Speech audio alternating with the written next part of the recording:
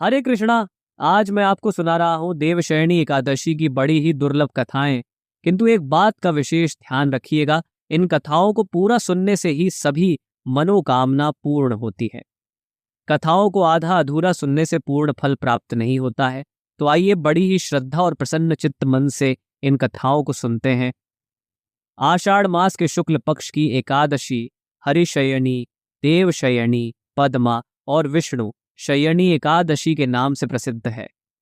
भगवान के उच्च कोटि के भक्त भगवान की प्रसन्नता के लिए बड़ी श्रद्धा से एकादशी व्रत का पालन करते हैं।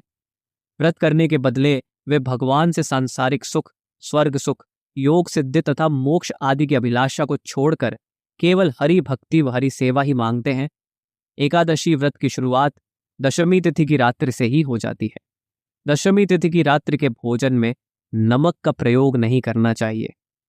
अगले दिन प्रातःकाल उठकर दैनिक कार्यों से निवृत्त होकर व्रत का संकल्प करें। भगवान विष्णु की प्रतिमा को आसन पर आसीन कर उनका षोडशोपचार सहित पूजन करना चाहिए।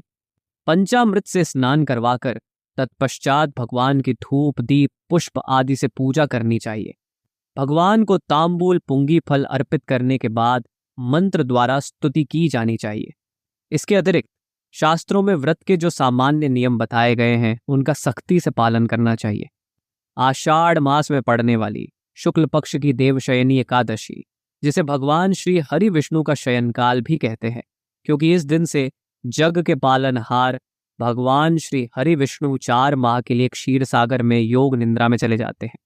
4 माह की इस अवधि को चातुर्मास कहते हैं और इस अवधि में कोई भी शुभ मांगलिक कार्य नहीं किए जाते हैं, जैसे यज्ञोपवीत संस्कार, विवाह, दीक्षा ग्रहण, यज्ञ, गृह प्रवेश, गोदान, प्रतिष्ठा एवं जितने भी शुभ कार्य है नहीं किए जाते हैं। इन दिनों साधु सन्यासी लोग भ्रमण करना छोड़ देते हैं और एक जगह पर रहकर प्रभु की आराधना और स्मरण करते हैं। कहते हैं कि इस अवधि में सारे धाम भगवान श्री कृष्ण के ब्रजधाम में आ जाते हैं, इसलिए चातुर्मास में ब्रजधाम जाना बहुत ही अच्छा माना जाता है।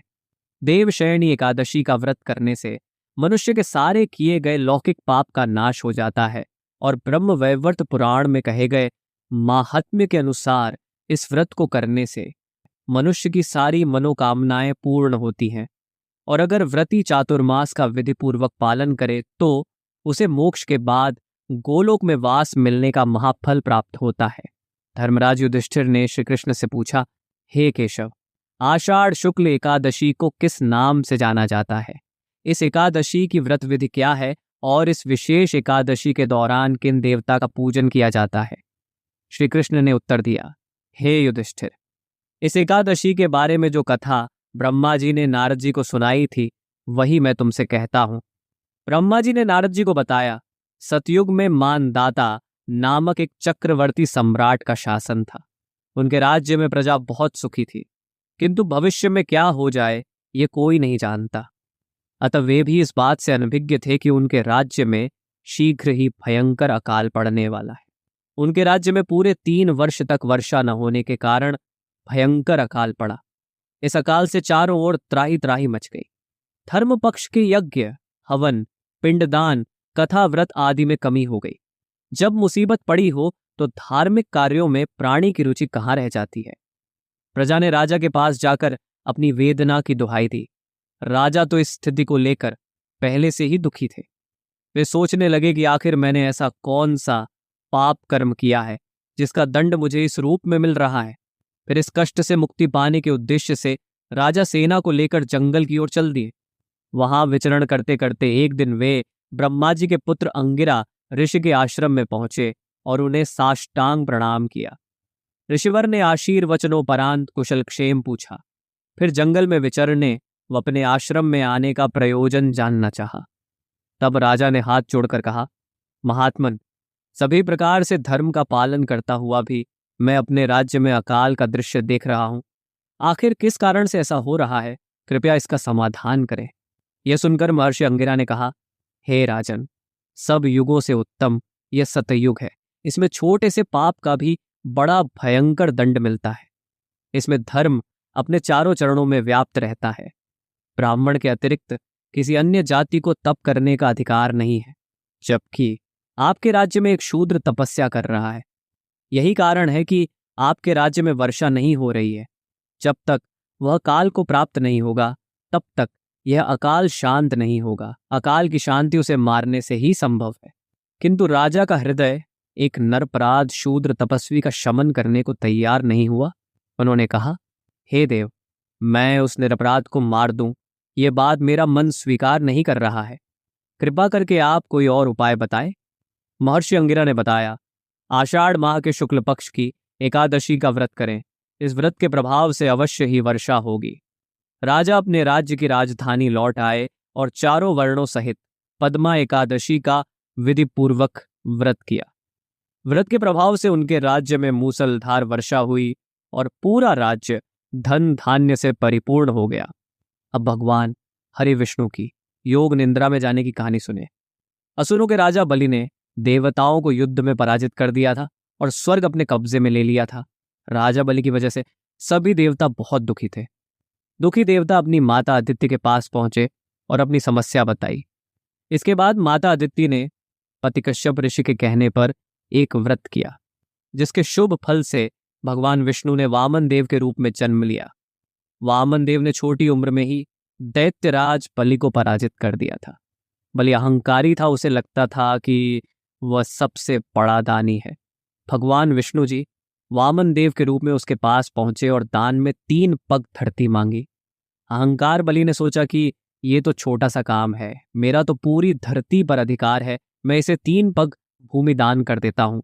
बलि वामन देव को 3 पग भूमि दान देने के लिए संकल्प कर रहे थे। उस समय शुक्राचार्य ने राजा बलि को रोकने की कोशिश की।